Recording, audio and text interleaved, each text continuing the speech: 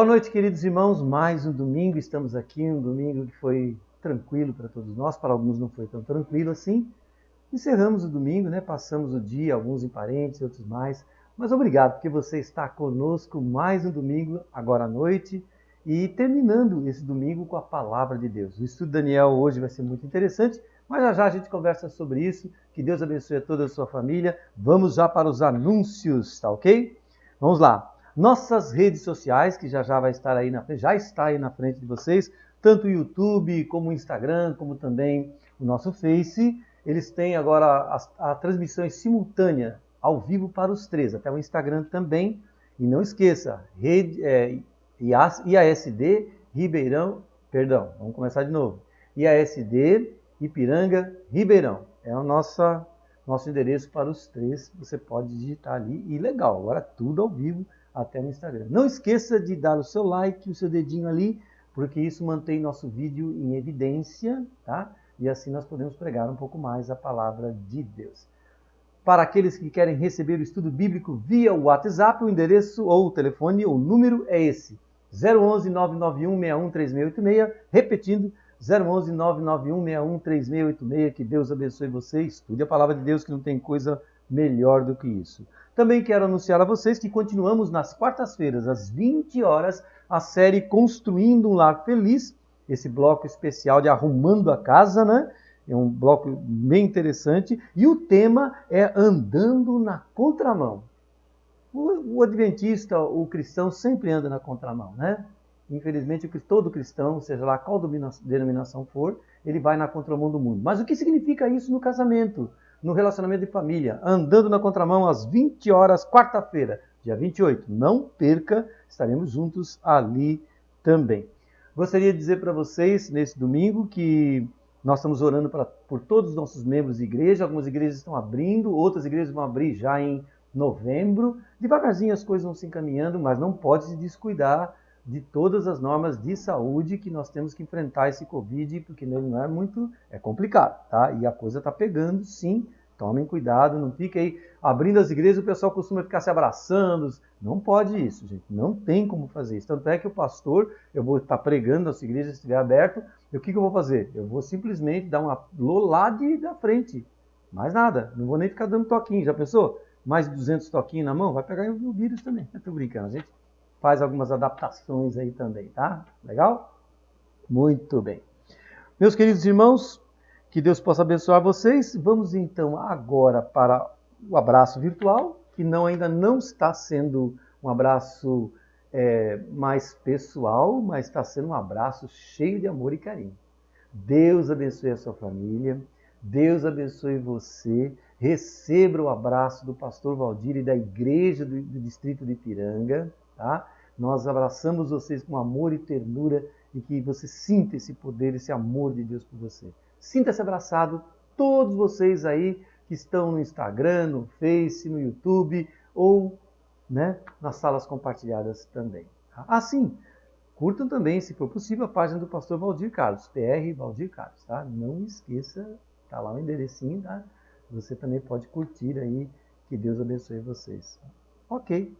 Vamos orar? Vamos pedir a bênção de Deus? Vamos lá? Senhor Jesus, para alguns o domingo foi mais tranquilo, para outros o domingo foi mais difícil, mas agora à noite, Senhor Jesus, nesse culto aqui às 20 horas, já começamos, que os irmãos possam sentir nessa hora de culto paz, amor, compreensão e direção para o tempo do fim. Obrigado por tudo, abençoa-nos a parte técnica e também a nós, em nome de Jesus Cristo. Amém. Muito bem, hoje o vídeo de saúde, vocês já sabem, né? Testemunho, tá? Vamos então para o vídeo dessa noite.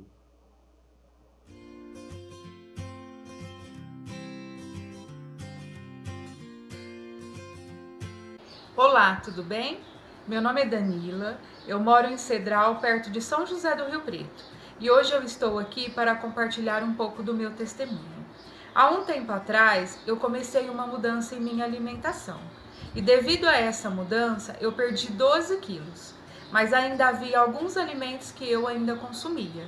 E devido ao consumo desses alimentos, eu sofria muito com a minha rinite alérgica. E ao convite de uma amiga, fomos para uma clínica natural. Passei por uma desintoxicação e a diretora da clínica me aconselhou: se acaso eu quisesse ser curada da minha rinite alérgica, eu precisava deixar todo o alimento carne e os seus derivados. Eu segui seu conselho e hoje eu sou vegetariana restrita. E pela honra e glória de nosso Deus e seguindo os princípios de saúde, hoje eu posso dizer: estou curada da minha rinite alérgica.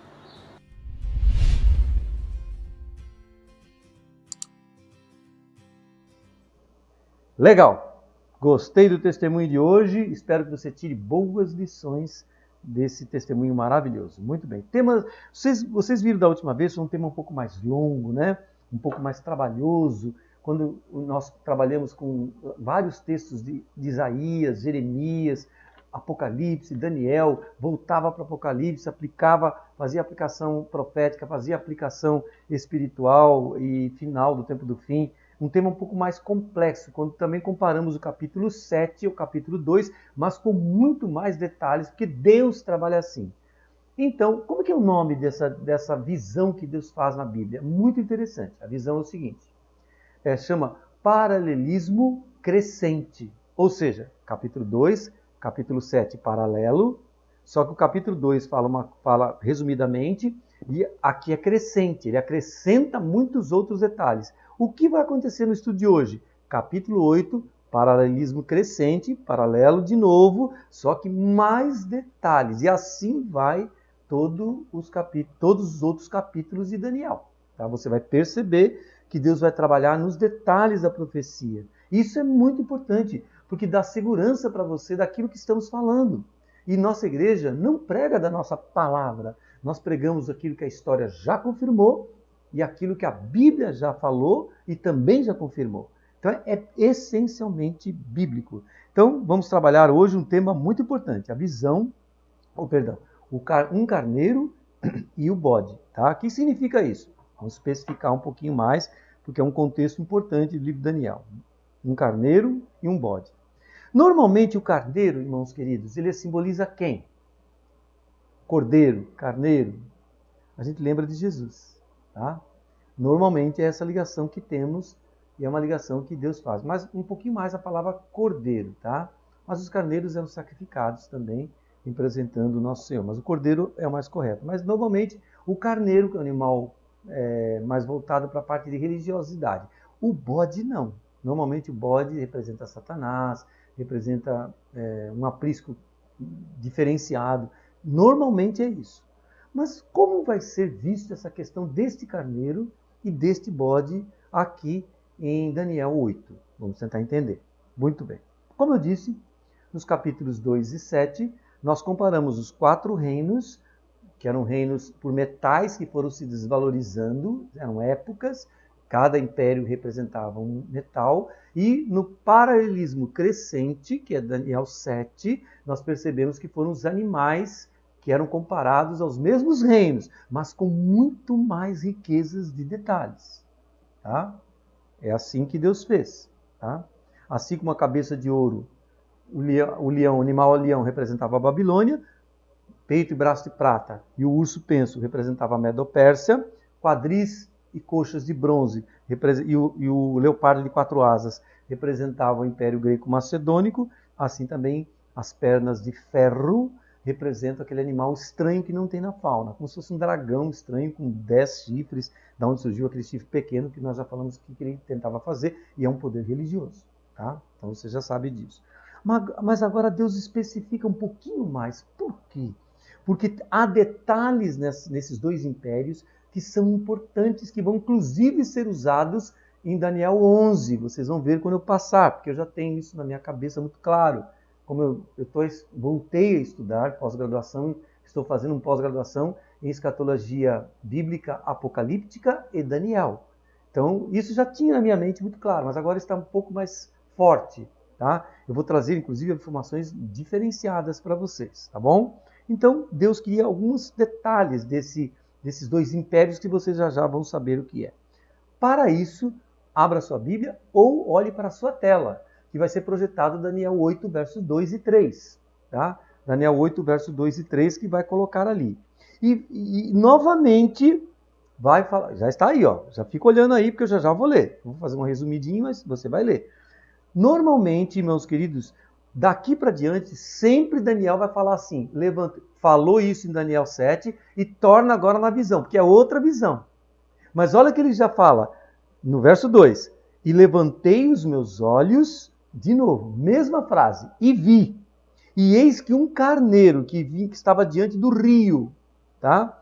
O qual tinha 2 chifres. O carneiro estava diante do rio e tinha 2 chifres. Veja o verso 3, já passamos aí o verso, mais ou menos nós resumimos o 2 e o 3. Vá para o 20. Vá para o verso 20. Daniel 8, verso 20. Vai ser projetado para você também já já. Tá? E olha que interessante que diz ali. Então vai fazendo ligação. Muito bem, já está aí. Aquele carneiro que viste, aí Deus define que carneiro era aquele. Com 2 chifres, são os reis da Média e da Pérsia. Mas por que Deus esquece Babilônia? Porque Babilônia vai voltar somente no cenário de Apocalipse também. Porque é Babilônia mística. Tá? Mas aqui, Deus já começa a querer traçar alguns detalhes para os próximos capítulos de Daniel, que vão ter aplicação também em Apocalipse. É muito interessante essa visão que a palavra de Deus nos diz. Então, vou repetir a leitura de Daniel 8:20. Aquele carneiro que viste, com 2 chifres, são os reis da Média e da Pérsia. Então, ele já definiu o carneiro. E por que o carneiro representa representa a Medo-Pérsia? Lembra-se do texto de Isaías 44, que nós lemos no último estudo, no último domingo passado? Lembra? Quando eu citou assim, Ciro é o meu pastor, Ciro é o meu ungido. Por isso que a Medo-Pérsia é simbolizada com um carneiro, perto do símbolo de Jesus. Olha aqui como a Bíblia é rica em detalhes e ela tem uma intencionalidade por trás de cada simbologia.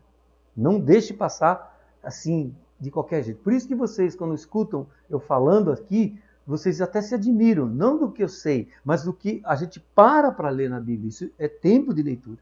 Tá? Na verdade, não é só leitura. Você tem que parar, Deus falar, ler o Espírito de Profecia, você vai entendendo, vendo tudo o que acontece dos sinais, aí você vai fazendo as ligações. E é confirmado tudo isso pela palavra de Deus. Muito bem, então já definiu o carneiro. Vamos para o verso 5, Daniel 8? Em Daniel 8, verso 5, que vai ser projetado para vocês também, para vocês acompanharem, já está aí. E estando eu considerando, eis que um bode vinha da onde? Vinha do ocidente. Tem significação isso aí. Tem significado, desculpe, isso daí. Sobre toda a terra, porque é um domínio de um império. Mas sem tocar o chão. Simboliza o quê? Muita rapidez. Sem tocar o chão, ele vinha do ocidente, tá? Sem tocar o chão. E aquele bode tinha um chifre notável. O que ele quer dizer, notável? O que significa notar? Era um chifre só, mas muito grande e muito comprido. Não esqueça que chifre simboliza o que mesmo? Império ou rei. Bom, voltamos um pouquinho. O carneiro. Carneiro, 2 chifres. 2 reinos, Média e Pérsia. O bode, um reino só. Já já vocês vão saber qual que é. Ele era um chifre notável entre os olhos. Veja o verso 21, desculpe. Veja o verso 21 de Daniel 8, beleza? Mas o bode, me acompanha na leitura aí. Mas o bode peludo é quem? O rei da Grécia. O bode peludo, o rei da Grécia. E o grande chifre que tinha entre os olhos é o primeiro rei. História, gente. Impressionante. Assim como a Média e a Pérsia eram os 2 chifres do carneiro, que veio da origem sírio, era persa, e era um ungido do Senhor, entre aspas, para ajudar Israel, agora o bode é peludo. E é mau, mas voltando para o lado mais do Ocidente, inclusive, porque o do Oriente, Jesus nasceu no Oriente. E a volta de Jesus será pelo Oriente. O Ocidente sempre vai simbolizar alguma coisa ruim, tá? Um império ruim. Tá? Então, olha que interessante essa postura. Ele diz que é o rei da Grécia, o primeiro rei. Por que o primeiro rei? Eu esqueci de falar para vocês, na verdade esqueci assim, propositalmente, né? Que o leopardo ele tinha 4 asas. Por que 4 asas? Porque dividiu o império da Grécia. Quando falava da Grécia, tinha um leopardo e depois tinha 4 asas, simbolizando rapidez, perdão, 4 cabeças e 4 asas. 4 asas, rapidez. E 4 cabeças significava que uma cabeça ia morrer e as 4 cabeças iam dominar. A mesma coisa aqui, ó. Só que aqui fala do primeiro rei. Quem é esse primeiro rei na história? O grande conquistador, irmãos, na história da Grécia. Na verdade, ele era macedônico, né? Quem era? Alexandre o Grande. Tá? Há um filme sobre ele. É um filme assim, tem algumas cenas que não vale para nós cristãos assistirmos. Mas a história que conta é perfeita. Tá? E Alexandre o Grande era um chifre notável. O primeiro rei. Tá? O chifre, ele era em 10 anos, o bode vinha sem tocar a terra, rapidez, 4 asas, lá de Daniel 7. Então ele veio com muita rapidez. Em 10 anos ele dominou o mundo. Dominou o mundo. Mas vamos continuar entendendo o texto. Vamos para os versos 6 e 7 de Daniel 8. E a gente vai compreender melhor. Tá aí já para você.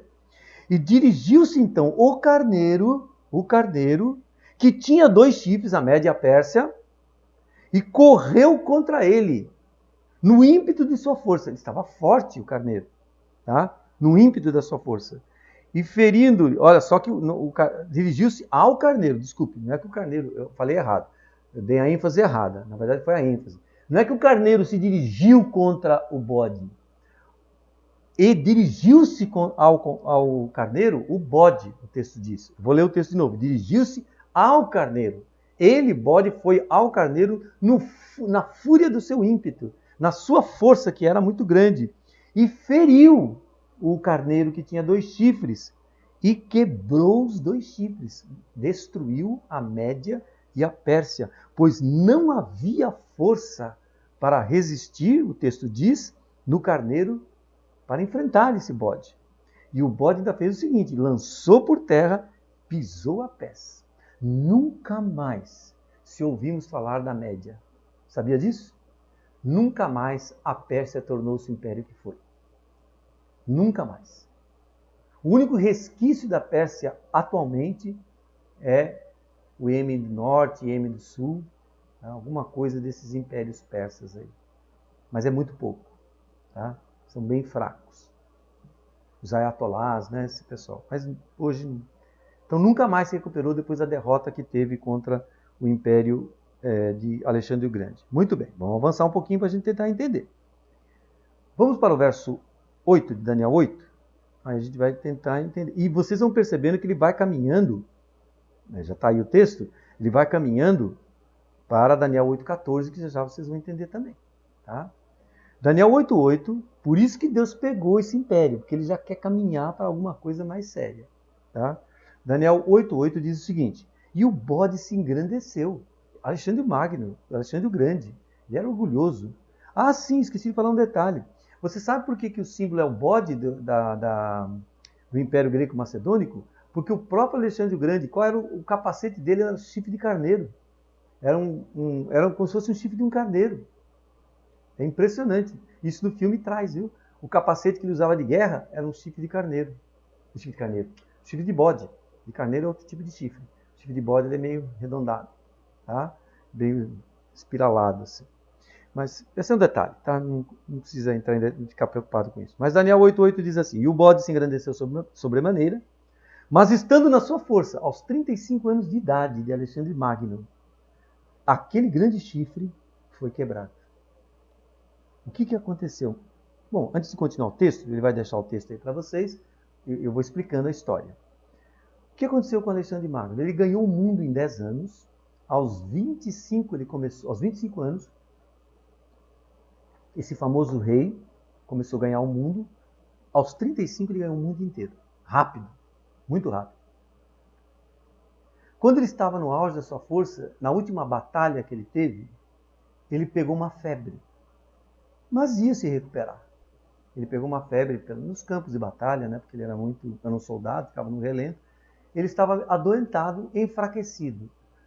Chegou no Império, o pessoal queria tirar a vida dele, porque ele era o que dominava tudo. Eles tinham medo de Alexandre o Grande, mas como é que eles iam fazer? Mas sabiam que ele estava doente. E Alexandre Magno, ou Alexandre o Grande, ele não levava desaforo para casa e nem desafio para casa. Um dos seus comparsas ali, que queria dominar o Império, disse o seguinte para ele.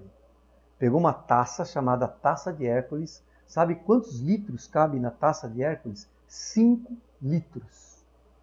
Pegou a Taça de Hércules e disse o seguinte: eu duvido, Alexandre Magno, que você beba os 5 litros de vinho que tem aí. Matou o homem.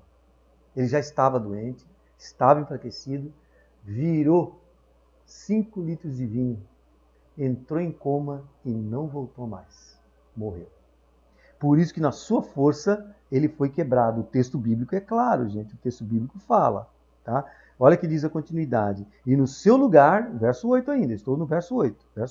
E no seu lugar subiram outros 4 também notáveis, para os 4 ventos do céu. Quem eram eles?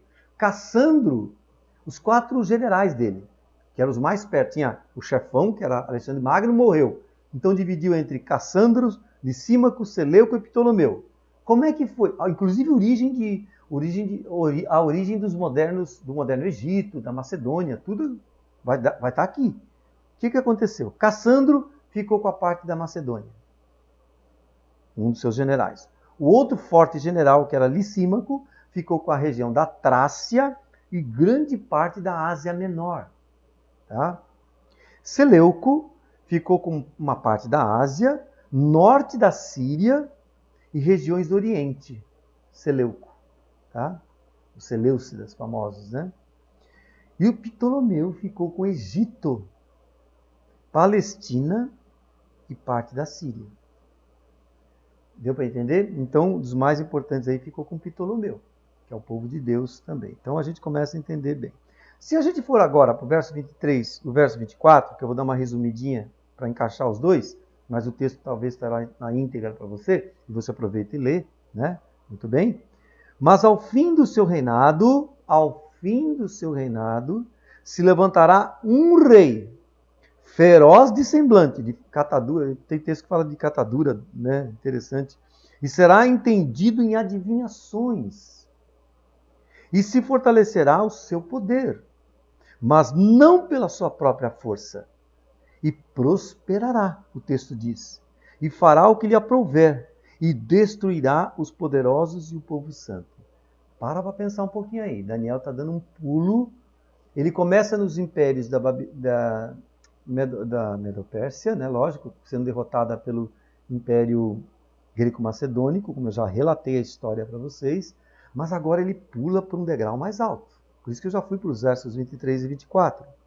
Ele fala que prosperará. Esse poder é religioso, gente. Esse poder é um reino diferente. E outra, ele ataca os poderosos e o povo santo. Ele já traz daqui para os finais, os finalmente. Já indo para Roma, praticamente, né? Por quê? Porque Deus queria mostrar algumas características desse reino. Que poder é esse de Daniel 8, 23 e 24, que nós acabamos de ler? Tá? Primeiro, olha que característica interessante. Entendido em adivinhações. Marca aí. Segundo, conquistou o poder, mas não por sua própria força. Vai vendo aí. Quer dizer, diferente do Medo-Persa, do Babilônio, inclusive do próprio Alexandre Grande, com a Grécia. Vai prosperar. Terceiro, fará o que lhe aprouver. Né? Quarto, na verdade. O quinto, destruirá os poderosos. Opa, começa a ficar mais séria aí a coisa. E olha só, finalmente, a outra característica que eu acho que é a mais forte. Perseguiu o povo e destruiu o povo de Deus. Alexandre Magno não fez isso. Medo-Pérsia não fez isso. A Babilônia, no tempo de Daniel, não fez porque Deus permitiu. Que foi aquele cativeiro de 70 anos. Estamos indo em direção ao, como é que eu posso dizer assim, ao enigma. Que era enigma e já não é mais, porque nós estamos estudando a palavra de Deus. Muito bem. Olha que interessante. Daniel 8.9. Vamos tentar entender Daniel 8.9. Vamos lá para Daniel 8.9 e a gente já vai tentar entender um pouquinho mais. Já está lá no seu... E de um deles saiu um chifre muito pequeno. Olha só. De um deles saiu um chifre muito pequeno. O qual, desses 4 do reino da Grécia, tá? O qual cresceu muito para o sul. Opa, tá dando até pontos cardeais aí. Para o oriente. E olha só, e para a terra formosa. A terra formosa aqui é o céu, gente. E interessante que fala do Oriente também, que é Jerusalém, Israel, e para o sul. Começamos a entender que esse poder vai fazer diferença atacando o povo de Deus. Quais 6 características, segundo Daniel 8, 23 e 24? 6 características. Vou repetir. O rei seria entendido em adivinhações, ou seja, seria um profeta, símbolo de religião. Olha, quando Deus fala que seria entendido em adivinhações, está querendo dizer que seria um profeta, um símbolo de religião. Então já está definindo esse chifre pequeno. Segunda característica, eu estou analisando as características que eu dei. Agora estamos analisando. Conquistaria poder, mas não pela sua própria força. Ou seja, Roma religiosa ou Roma papal não conquistou o poder pela sua própria força. É isso que está querendo dizer. Não foi assim. Seu poder lhe foi entregue por Roma pagã. Lembram-se de Justiniano no último estudo? Justiniano no ano de 533? Olha, o bispo, vamos dar o poder. E depois ele configurou isso em 548. Falou, não, esse aqui é o... Nós passamos para ele. Papa, precisa dominar. Então, não foi pela sua própria força. A Bíblia é perfeita. Aí começa a fazer sentido a história de Daniel para vocês.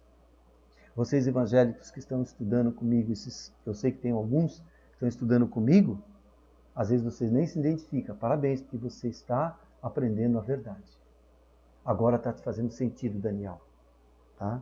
E aí você começa a ver. Terceira característica, prosperará. Roma pagã deixou sua semente, Roma papal. Roma pagã acabou. Papal está até hoje.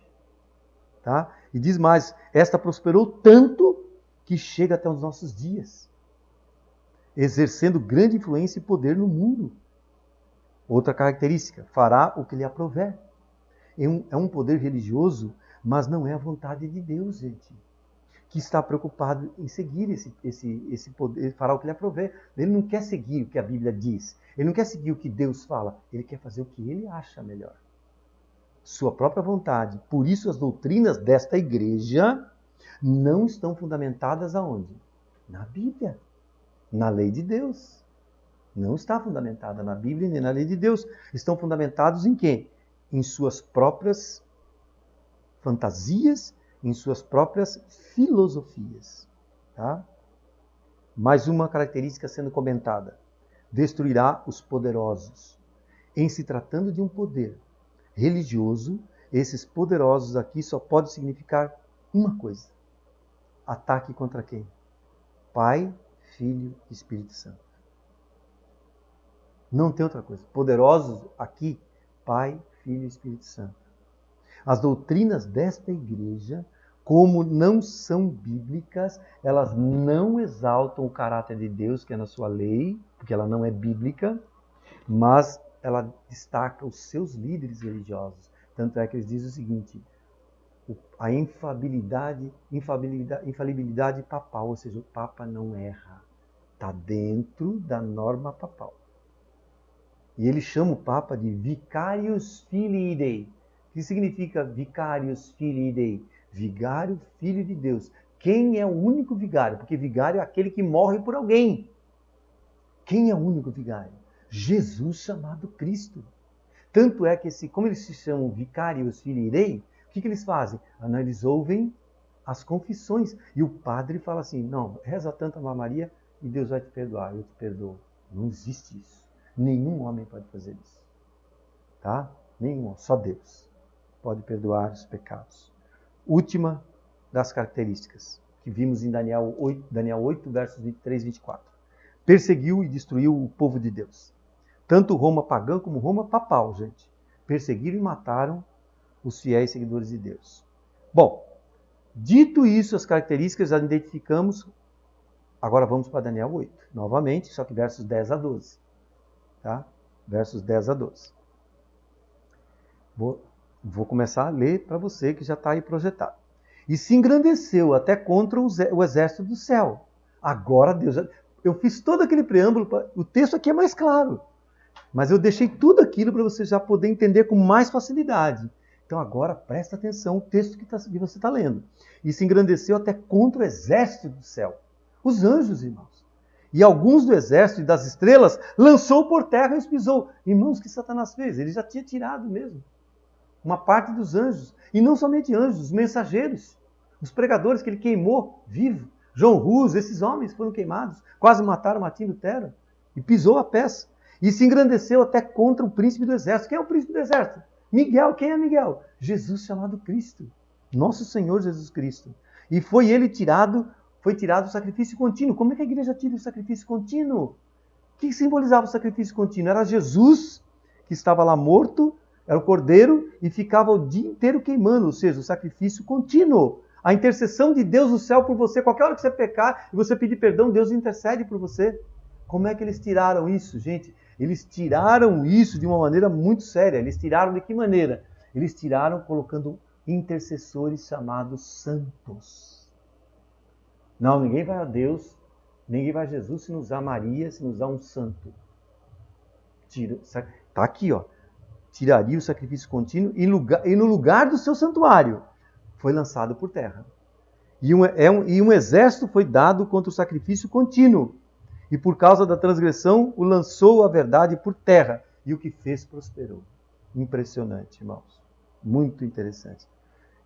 5 características, então, de Daniel 8, 10 a 12. Vamos fazer a mesma coisa que a gente fez em Daniel 8, 23 e 24. Só que agora já está mais claro. Então, 5 características. Primeiro, contra o exército do céu. É um poder religioso inimigo de Deus, definido. Segundo, enterrou as estrelas do céu. Criou uma infinidade de santos e intercessores humanos. Definido. Terceiro, contra o príncipe do exército, ou seja, contra o anticristo, ele é contra Jesus. Roma pagã crucificaram o Messias. E Roma papal levaria seus fiéis a desviarem sua atenção do Messias, de Jesus. Por um sistema de salvação pelo quê? Pelas obras. Como foi que Martinho Lutero entendeu as coisas? Ele estava subindo no castelo, que eu esqueci o nome agora, não sei se é o Wartburg ou é o de Wittenberg, não me lembro agora, porque o de Wittenberg foi quando ele fez as teses dele, mas eu não me lembro qual. Ele estava subindo, pagando uma promessa. Ele ajoelhado, gente, ele ajoelhado. Ele ia pagando a promessa. Salvação pelas obras, meus queridos irmãos. Em lugar da salvação e a fé em Cristo Jesus. Mais uma característica, meus queridos e amados irmãos. Mais uma característica importante. Anulou o sacrifício contínuo, como eu já expliquei para vocês, mas eu vou entrar mais em detalhes. O sacrifício de Cristo foi tornado nulo por essa igreja, quando ela passou a oferecer meios alternativos de se conseguir o perdão, através de penitências, através de indulgências, através de confissões. Um dos maiores pregadores católicos, chamado Tetzel, Charles Tetzel, o que ele fazia? Ele fazia o seguinte, ele saía vendendo indulgências, vendendo salvação para as pessoas. Impressionante. Quinta, lançou a verdade por terra. Outra característica importante. Criou uma infinidade de dogmas, tradições, superstições religiosas que são contrárias à verdade da Bíblia. Um exemplo, os santos, imagens. Outro exemplo, imortalidade da alma. Reza até a missa de 7º dia para a alma da pessoa. Isso não existe na Bíblia. Tá? Então ele colocou verdades contrárias à palavra de Deus. Perdão, verdades não. Doutrinas contrárias às verdades da Bíblia. Levando multidão a viverem na transgressão dos mandamentos de Deus. Por isso que Deus entra em detalhes agora para o Império Medo-Pérsia e a Grécia, porque ele preparou todo o ambiente para que pudesse surgir o papado. Daniel 8, 24 e 25. Vamos lá. Olha que interessante. E se fortalecerá o seu poder, mas não pela sua própria força, e prosperará. E pelo seu entendimento também fará prosperar o engano na sua mão. Está definido, gente. Pode o mundo inteiro estar enganado? Estão. E diz mais o texto. E no seu coração se engrandecerá e se levantará contra o príncipe dos príncipes, que é Jesus. Ou seja, ele é chamado de vigário, filho de Deus, lugar de Jesus. Toca a lei de Deus e fala assim, nossa igreja, nós mudamos isso. Lembra da página 358 da edição de 1829 do Catecismo, que eu citei no último estudo? Está aqui, ó. Está aqui. Tá? A Bíblia ensina, irmãos, que Cristo nasceu sem pecado e viveu uma vida sem pecado. A Igreja Católica fala o seguinte, que Maria foi concebida sem a mancha do pecado original e viveu uma vida sem pecado. Isso aqui é uma blasfêmia, que Maria era pecadora. Tá? Apesar de virgem, ela era pecadora, como eu, como vocês. A Bíblia ensina que só Cristo oferece a graça e a salvação. A Igreja Católica Universal ensina que Maria oferece graça e salvação. Quando eu digo universal, não estou falando universal do reino de Deus. Eu estou falando exatamente aqui do nome católico que significa universal. Tá? Aqui fala que Maria oferece graça e salvação. Não oferece, irmãos. A palavra de Deus não fala isso. Fala que Jesus oferece. A Bíblia ensina que Cristo ascendeu ao céu para atuar como Rei dos Reis. A Igreja Católica ensina que a assunção corporal de Maria ao céu para ocupar a posição de rainha do céu. Que absurdo. Ela ensina, eu sei porque eu estudei isso. Tá? Para ocupar a posição. A Bíblia ensina que Cristo é o único mediador, o único vigário, Filho de Deus, e o único redentor. A Igreja Católica ensina que Maria é mediadora e corredentora. Está errado. A Bíblia ensina que o Espírito Santo é um auxiliador e advogado dos crentes. A Igreja Católica ensina que Maria é auxiliadora e advogada dos crentes. Ou seja, Maria tomou posição de todos. Não é assim. Maria é uma mulher virgem de Deus, está salva, mas está no pó da terra. Não existe isso. A Bíblia ensina também que Cristo, junto com o Pai e o Espírito Santo, é Deus Santíssimo.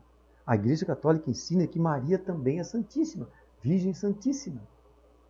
Só Deus, o Pai, o Filho e o Espírito Santo que são. Olha o que diz a encíclica do Papa Pio IX, datada de 2 de 2 de 1849, válida, não foi revogada. A Igreja Católica nunca revoga o que ela editou em encíclicas, por isso que isso está sendo citado, porque ela mantém isso. A encíclica do Papa Pio IX diz o seguinte, 1849, declara o seguinte: o fundamento de toda a nossa confiança, como bem o sabeis, veneráveis irmãos católicos, se encontra na bendita Virgem Maria. Meu Deus, fundamento tudo, olha lá. Pois Deus confiou, eles estão dizendo, pois Deus confiou a Maria os tesouros de todas as boas coisas, a fim de que todos venham a saber que por intermédio dela obtemos toda a esperança, toda a graça e toda a salvação. Blasfêmia, irmãos. Desculpe, blasfêmia dura. Pois é a vontade divina, ele diz ainda, que obtenhamos tudo por intermédio de Maria. Irmãos, você quer saber onde está citado isso? É só procurar na internet, tá? Lá fala uma coisa interessante aqui, que depois eu passo para vocês, tem um endereço lá do Papa, né? /Lense Clinicals, /net/plus09, e aí vai um endereço, depois eu passo para vocês, tá? Mas é lá que eu tirei isso aqui, tá bom? Agora sim, chegamos no ápice do estudo desta noite. Daniel 8, 13 e 14. Legal. Está aí já na sua tela. Eu vou resumir, tá? Pelo tempo. E disse outro santo que aquele que falava: até quando durará a visão? É a pergunta no verso 13. Até quando durará? Olha, veja bem. Disse outro santo aquele que falava. Conversa do céu. Conversa do céu significa isso. Não era conversa do céu com o homem ainda. É entre o céu, ou seja, pura verdade. Céu com céu. Um santo falava a outro santo que falava. Um santo disse a outro santo que falava. Até quando durará essa visão?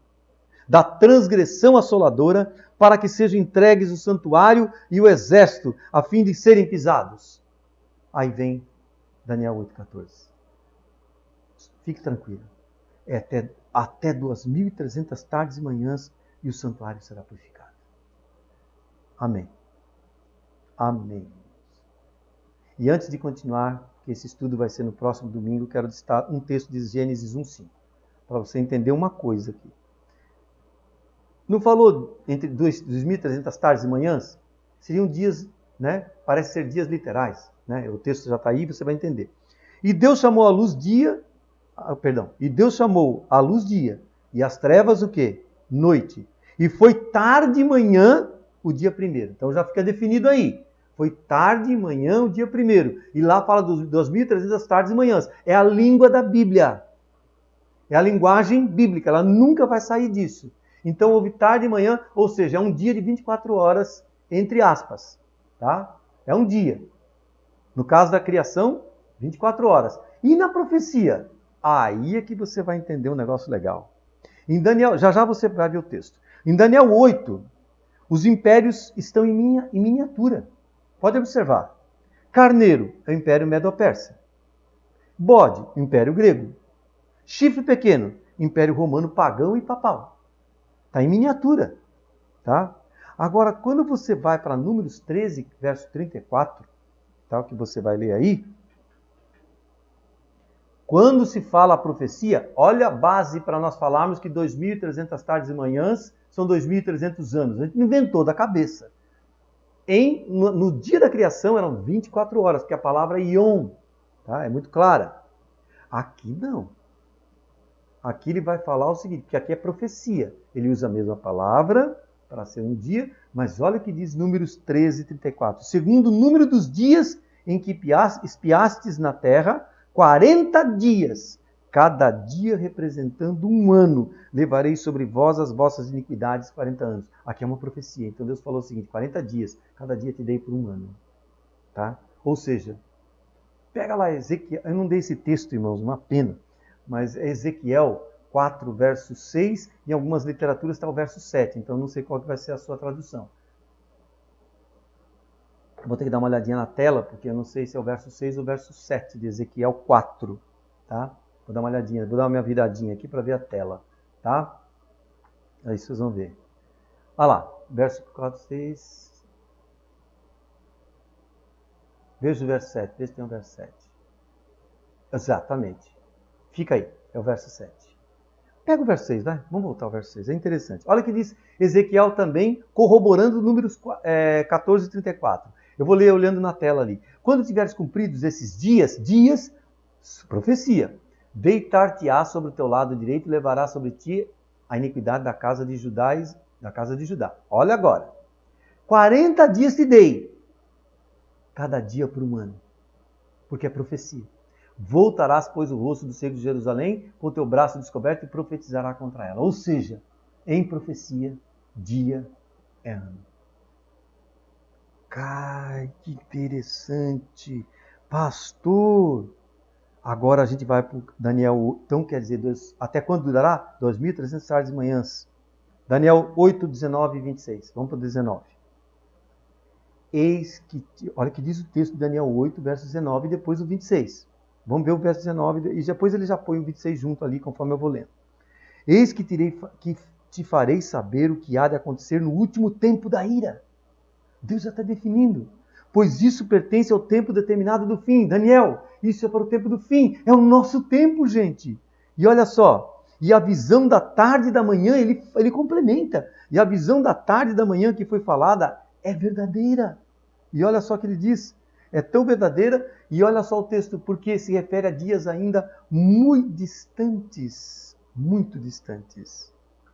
Irmãos, eu começo a compreender então a profecia de Daniel 8, verso 14. Até 2.300 tardes e manhãs e o santuário será purificado. Ou seja, até 2.300 anos, alguma coisa vai acontecer. Mas que santuário é esse? Da terra ou do céu? No tempo de Daniel, era mais confuso, porque ainda tinha o santuário da terra. Até o tempo de Jesus. Depois acabou. Já estou dando a dica que o santuário é. Hebreus fala desse santuário. Muito bem?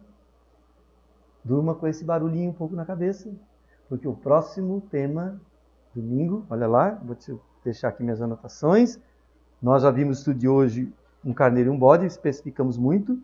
E no próximo estudo eu vou entrar no mais longo período profético da Bíblia, que você já sabe. São 2.300 anos. Cada dia te dei por um ano. Então são 2.300 anos. É o próximo estudo que vamos ter.